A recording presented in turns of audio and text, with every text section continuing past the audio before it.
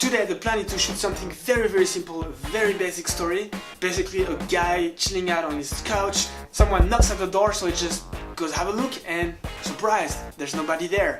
Scary. I'm not gonna say more. If you haven't seen the movie yet, well, first make sure to watch the movie and then come back because I'm going right now to explain step by step how we did everything. Sounds good? Alright, so let's do this! So the whole movie basically is just one single scene and everything is shot from a first person view. So to make that happen, what better than this? A GoPro. Yep, that's all we need. Now, if you're like me that day and you don't have anything to attach the camera to your head, well, no worries, I have a little tip for you. Well, you can use something that you always have with you no matter what. I'm talking about this, your mouth. Watch. Just open your mouth and put the camera. You win! As long as you don't move your head like crazy all over the place, you should be fine, because out of the box, if you do that, the stabilization is already pretty amazing. So give it a try, you'll be surprised.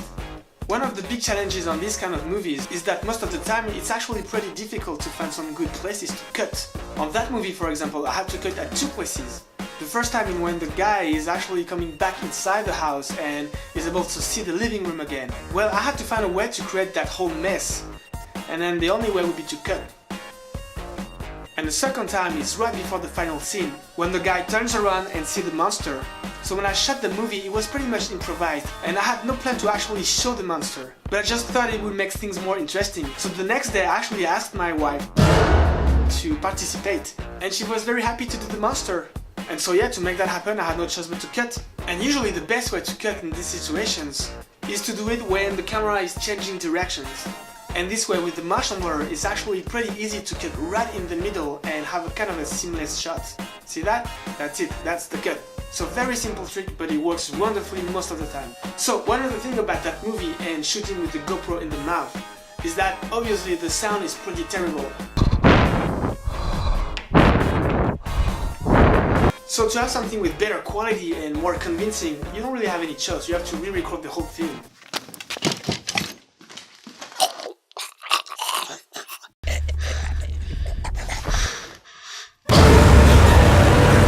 Now, let's talk about that final scene. So I looked around a bit and I found this super basic bed sheet. Which is perfect, right? I mean, what's more frightening and exciting than just a regular plain sheet for a ghost?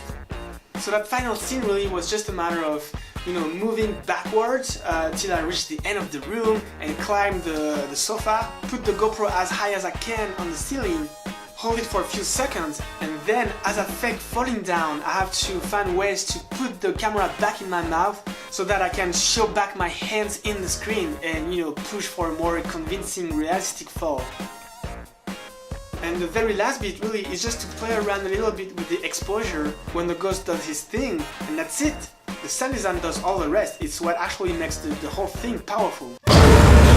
Alright, well that's pretty much it for today. I hope you enjoyed it, and hopefully you see that with barely nothing we can create something exciting. Time to leave, I'll see you next time. Ciao!